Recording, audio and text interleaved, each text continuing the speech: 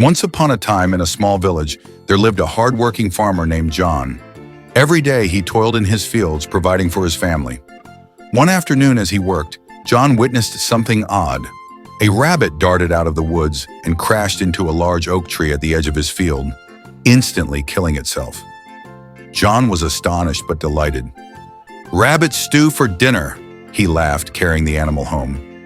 That night, John and his family enjoyed a hearty meal, and John couldn't stop thinking about his sudden stroke of luck. What if another rabbit did the same tomorrow? The next day, instead of working his field, John returned to the oak tree. He sat beneath its branches, waiting for another rabbit to run into it. Hours passed, but no rabbit came. Undeterred, John returned the following day and the day after that.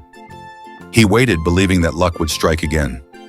Weeks went by, but no rabbit appeared. Meanwhile, his crops began to suffer. The once thriving fields became overrun with weeds, and John's family started to grow hungry. His wife, Mary, pleaded with him to return to farming, but John insisted, "Just a little longer. Another rabbit will come."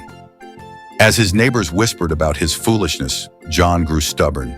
Every day he sat beneath the oak tree, ignoring the overgrown fields around him. One day, John's neighbor, Tom, came by and shook his head. "John, you can't wait for luck forever. You need to work for your food or there won't be any left." John, still clinging to hope, said, "It happened once. It could happen again."